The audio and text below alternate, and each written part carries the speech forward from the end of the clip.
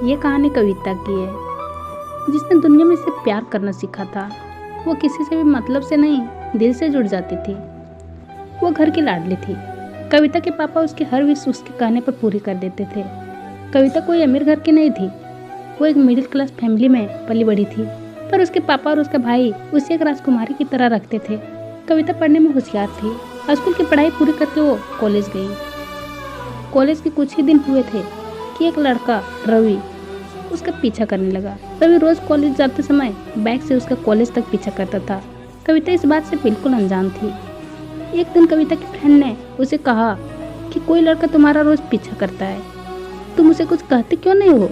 कविता ने कहा, मैं कभी नोटिस ही नहीं की ये सब, और मुझे क्या करना है?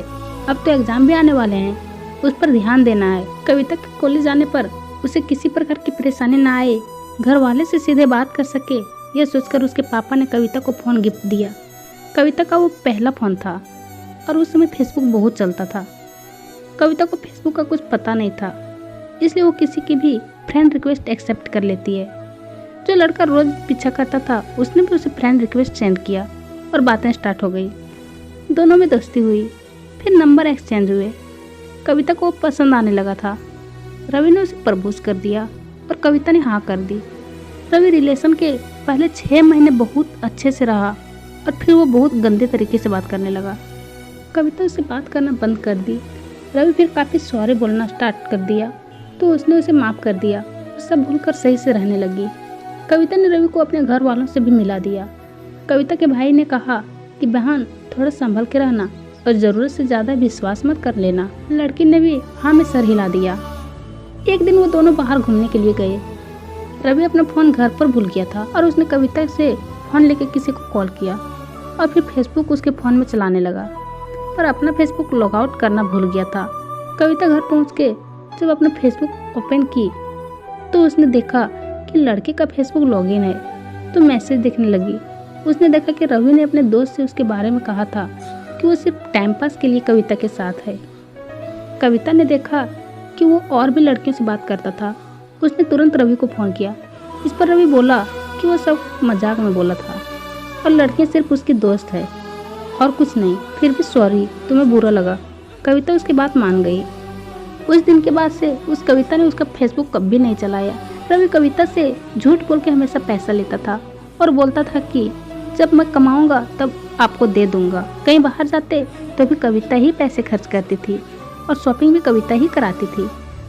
जब कविता के पास पैसे होते थे तो बहुत प्यार से बात करता था, जब नहीं होते थे तो उसका कॉल तक नहीं उठाता था। कॉलेज के पास होते ही उस कविता को अच्छी जॉब मिल गई। जब रवि को उसकी जॉब का पता चला तो वो नई बातें बनाने लगा। कहता कि उससे और पढ़ाई करनी है और उसके घर वाले उसे पैसे नहीं देते। कविता ने उसकी पढ़ाई का जिम्मा भी उठा लिया और उसे फीस देती और पॉकेट मनी भी। कविता के घर वाले उसे कभी उसकी सैलरी के बारे में नहीं बोलते थे, ना कभी पूछते थे। वो घर में थोड़े पैसे देती थी, बाकी रवि की फीस अपने लिए बस अपने पेट्रोल के खर्चे रखती थी।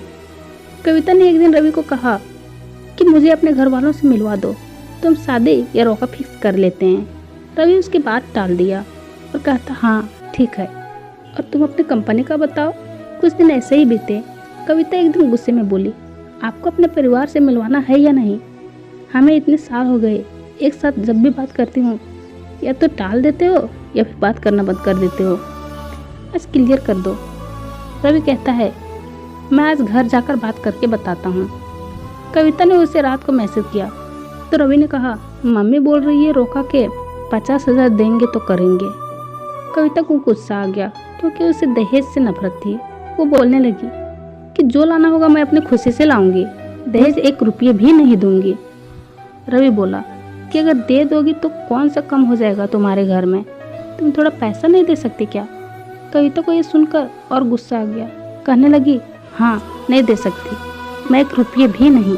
आपकी फीस मैं दे रही हूँ, पॉकेट मनी भी दे रही हूँ, यहाँ तक कि फ़ोन भी आप मेरे से मंगवाए। आपको हर हफ्ते शॉपिंग करनी होती है। अपनी मम्मी के लिए कुछ भी लेती हूँ, आपकी मम्मी के लिए भी लेके देती हूँ।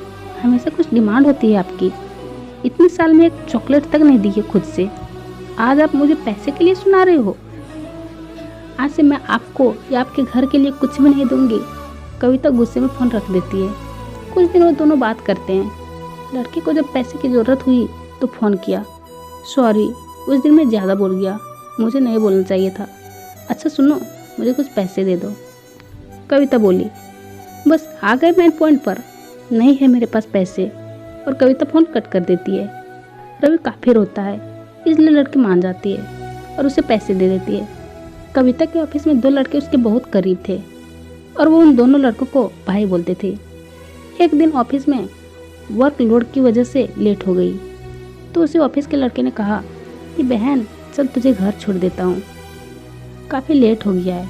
कविता ने कहा हाँ तू ठीक बोल रहा है। जब कविता घर जाती है तो रास्ते में कविता का बॉयफ्रेंड रवि उसे देख लेता है। रवि ने कविता को रोककर बहुत बुरा भला कहा, बोलता है कि तू अपने यार के साथ इतनी रात को घूम रही है।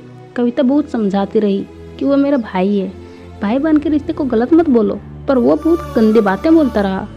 कविता जब ऑफिस जाती थी तो रवि उसके रास्ते में सबके सामने चिल्ला चिल्ला कर बोलता है कि जींस पहन के किसको इम्प्रेस करने जा रही है, मैं काफ़ी नहीं हूँ क्या।